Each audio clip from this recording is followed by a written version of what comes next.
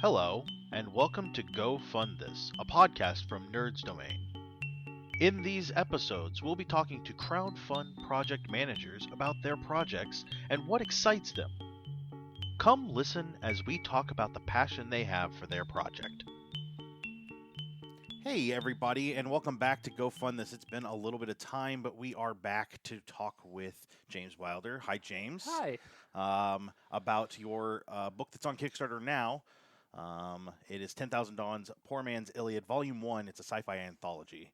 Yes. A lot to talk about here. Before we get into those questions about the Kickstarter specifically, we have some kind of vetting questions here to make sure that you're as nerdy as you claim to be. Oh my gosh. They're tough. So first question, in the impending zombie apocalypse, what is your weapon of choice? Ooh, my weapon of choice. I feel like getting distance is always a good thing there. Distance? Okay. All right. Yeah, so getting stereotypical probably a gun that wouldn't break down very easily. Maybe like a 1911 style thing. Something, something reliable. Something reliable. Yeah, because you're not going to be able to always, get parts. You get something really fancy that's going to just like blow zombies up everywhere. But right. Something a little practical. Okay. All right. That sounds good. That's a good answer. Second question. Given all the sci-fi you know, yes, what planet do you want to most visit? Ooh. This is really important since it's a sci-fi anthology. Like, this is going to be important. Oh, my first instinct is to say Gallifrey, but they are kind of really stuck up there. It might not actually be that fun to visit. Right. It's my first instinct, but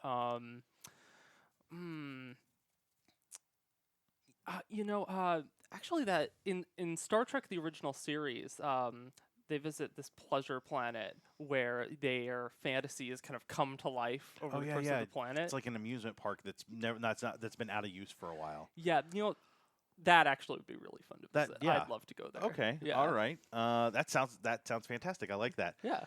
So let's get into your project. What exactly is A Poor Man's Odyssey? What does it tie into? What is 10,000 Dawns? And why are you doing this? Okay, so 10,000 Dawns, Poor Man's Iliad, it's, like you said, a big sci-fi anthology, and it's all part of the 10,000 Dawns project, which is something I've been working on for... 10,000 Dawns? Yeah, basically. For a while. Yeah, years and years. Some of the stories in this book predate the idea that this was going to be a big project. It was kind of just going to be a few stories some friends and I in college had been working on together, based of all things on some characters we've been role-playing together. Yes, Okay. It started as role-playing fics. And eventually, we kind of started realizing that we were just going really far away from any territory that had been set up like in the world of like this RPG we were in. And, we just veered onto left field. And we decided, okay, we have these characters who are actually really interesting. They're supporting stories that are good stories rather than just being role-playing characters who are fun to role-play but can't, sustain a narrative. Right. Which I've fallen in love with plenty of role-playing characters in Right, my time. absolutely. And then you think, oh, this is going to make like a great story, and you try to get down and start writing about it, and you're like, oh no, this actually just doesn't translate down to absolutely. the page. And this did. Okay. And so, we started working on some stories, and eventually I was working on a fic for like this game, and I realized that like while I was writing it, that had nothing to do with just anything remotely like this, and I'm like, I should just cut the cord, especially because the story is nearly like the length of a novel at this point. Okay. Because I'm, I probably should have not put that much time into it. And that story actually ended up becoming the second 10,000 Dawns novel we released, which is called Death and Doubling Cubes. But we decided then we were going to take these characters, we're going to take the things that we liked and make our own universe around them, which meant naturally that we had to abandon, like, anything that, like, these characters might have had attached to, like, other realities and that sort of thing, because we're not thieves. Right. So we were like, all right, we've got to build a new universe from scratch. So we started doing that, which then led to this whole project of Poor Man's Iliad. Because we first started just trying to take our characters and, like, barrel in right in. Okay. Did not work. Did not work at all.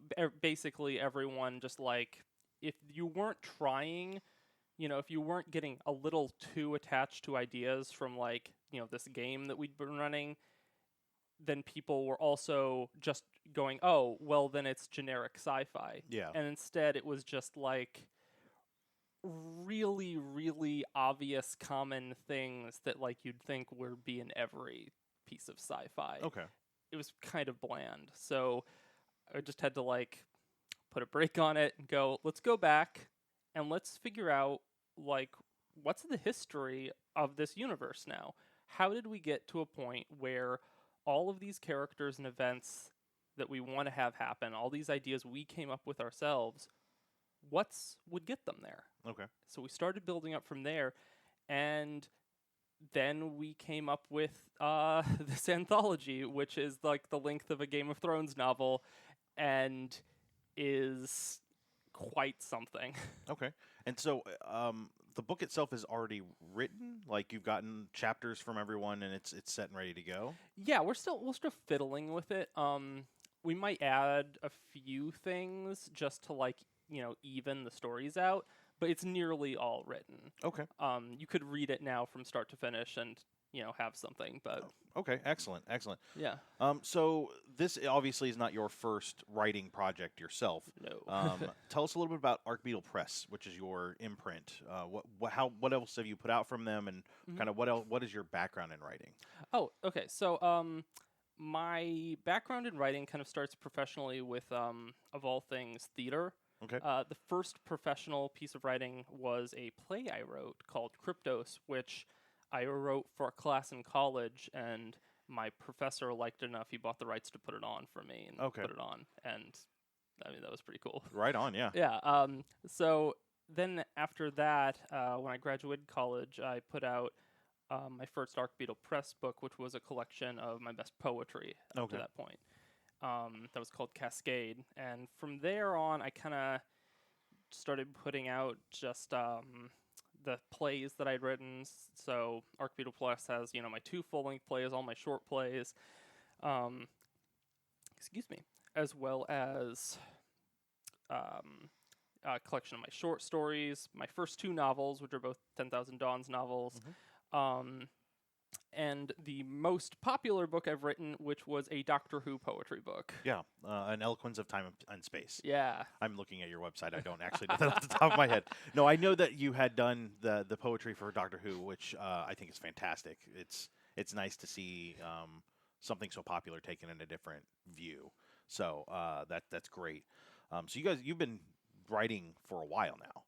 Yeah, Excellent. For about, I guess if you count from when Kryptos was put on, 7 years now. So. Okay, all right.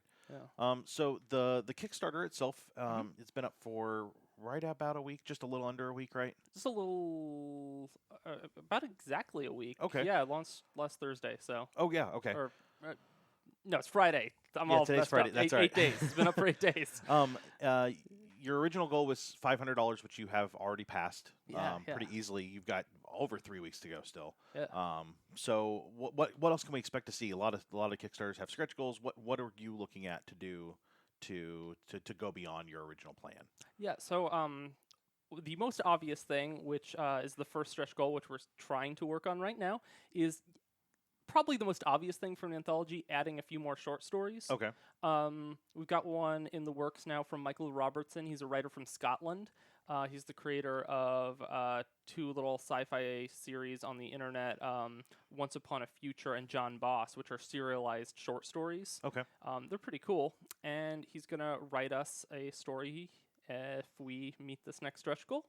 Then after that, we have a option on the Kickstarter where you can get a print by the cover artist, Brie Pie, And if we get the stretch goal after that, then every person who gets one of those prints will get a second print by the first artist who ever worked on 10,000 Dawns, this artist from Canada named Danny Zhu.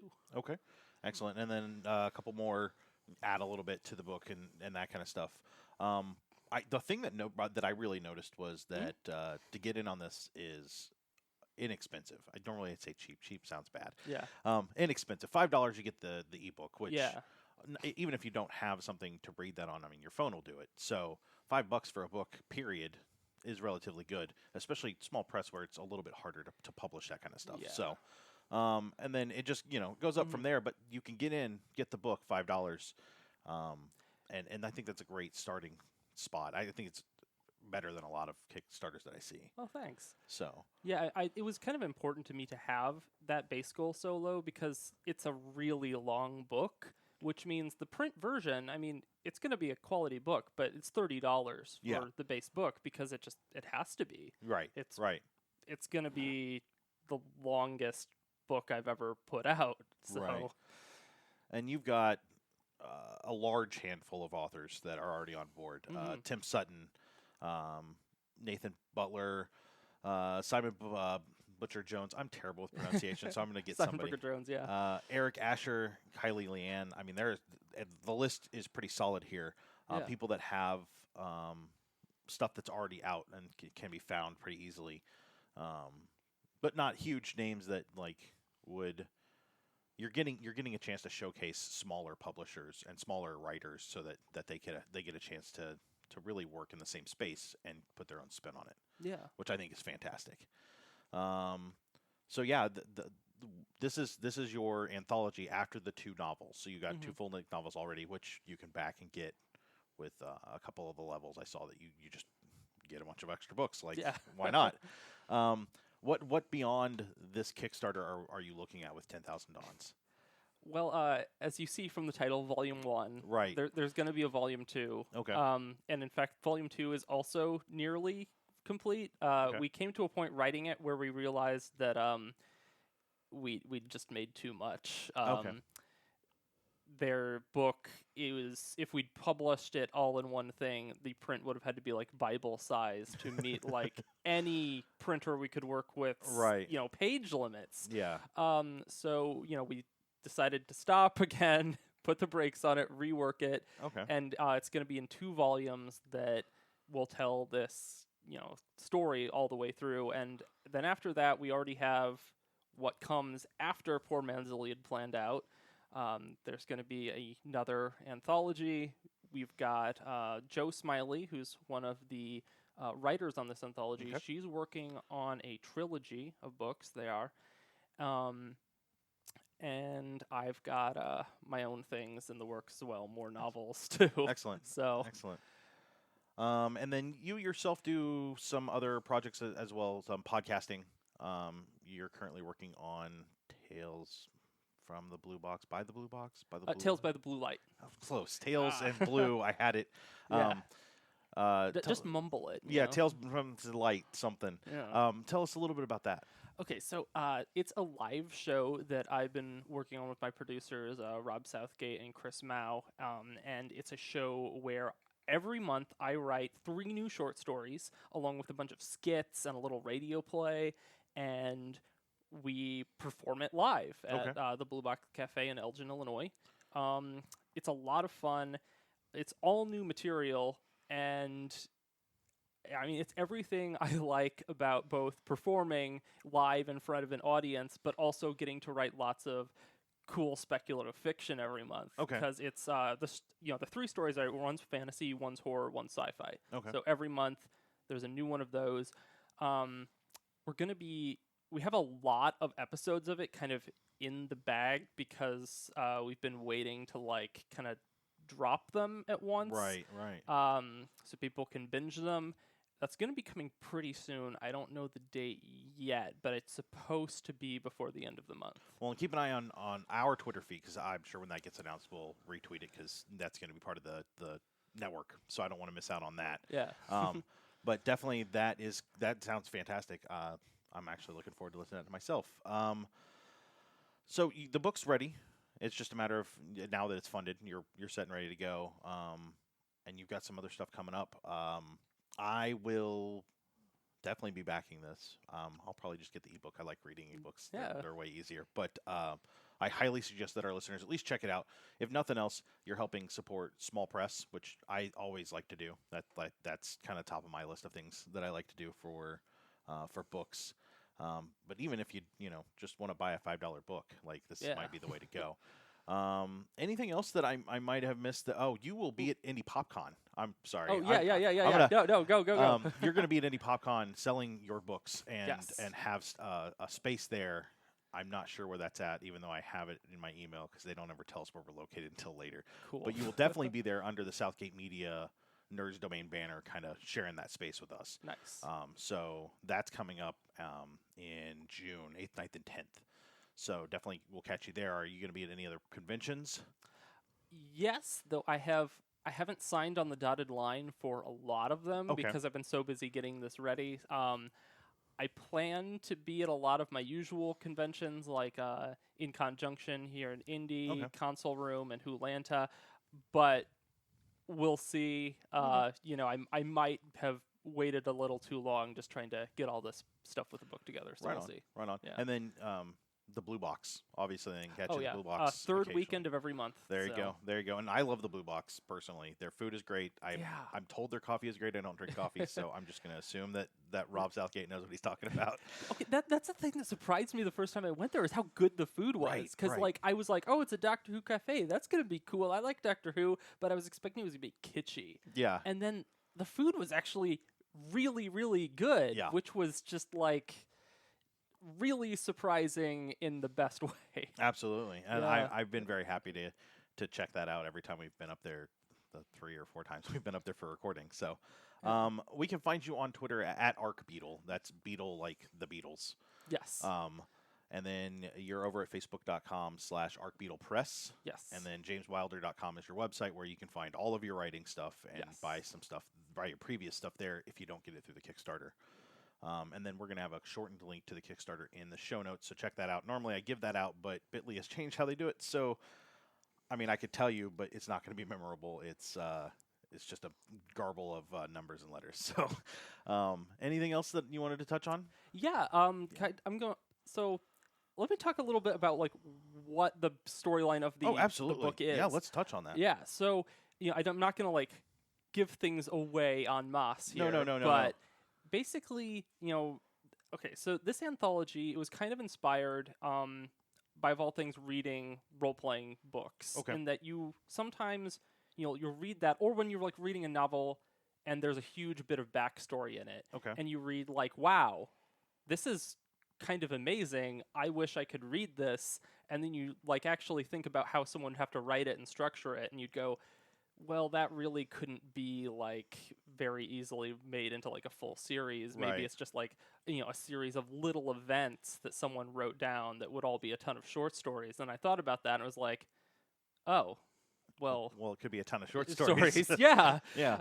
So there is some connective tissue between it all. It goes over the course of most of the book. There are some parts that are set before this, but most of the book takes place over about 20 years. Okay. And it follows loosely these 2 friends named Zhang Han and Cornelia Carthage, who are members of the Centro military. Centro is this big corporation that's bought basically the whole solar system in the future.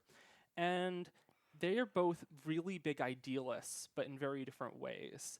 And you get to watch their friendship form and then get to see how this plays out with events all across the solar system at a personal level, and then see how these things impact other people, see how their choices, hurt and help different people.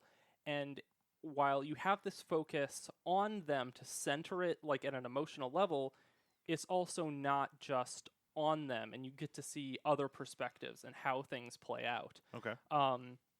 So you kind of get the best of both worlds in it. It's not just dry reading, like, this happened to them, that happened to them.